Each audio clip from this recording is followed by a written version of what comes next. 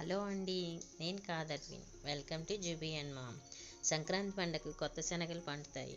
ఆ శనగలు ఇంటికి వచ్చిన తర్వాత ఫస్ట్ పాయసం చేస్తారు. ఆ పాయసం ఎలానో చూపిస్తాను.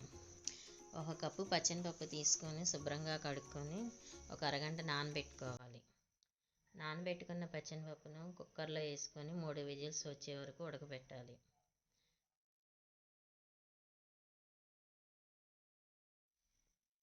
పావు కప్పు సగ్గుబియ్యం తీసుకొని నానబెట్టుకోవాలి. అట్లానే కొంచెం బియ్యం తీసుకొని ఒక గుప్పెడు అవి కూడా నానబెట్టుకోవాలి. ఇప్పుడు పచ్చెనపప్పు 3 విజిల్స్ వచ్చినాయి, బాగా ఉడికిపోయింది. ఆ పచ్చెనపప్పును ఇంకో గిన్నెలో వేసుకుందాం.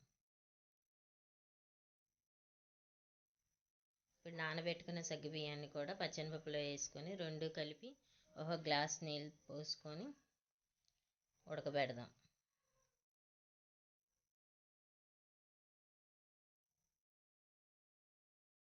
రెండు బాగా ఉడికిన తర్వాత ఒక కప్పు బెల్లాన్ని తీసుకొని దాంట్లో కలుపుదాం.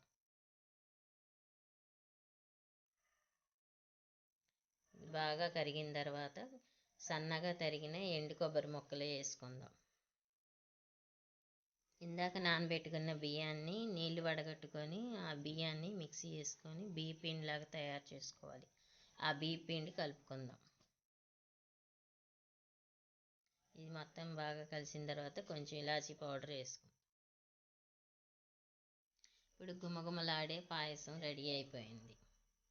మీరు కూడా ఎలా ఉందో ఒకసారి తయారు చేసుకొని టేస్ట్ చూడండి. చాలా బాగుంటుంది పచ్చెనపప్పుతో పాయసం. సంక్రాంతి పండగకి అందరూ ఇలానే చేసుకుంటారు ప్రకాశం డిస్ట్రిక్ట్లో. మీకు ఈ పాయసం నచ్చినట్లయితే మా వీడియోని లైక్ చేయండి, షేర్ చేయండి, మా ఛానల్ సబ్స్క్రైబ్ చేయండి. అందరికీ సంక్రాంతి శుభాకాంక్షలు.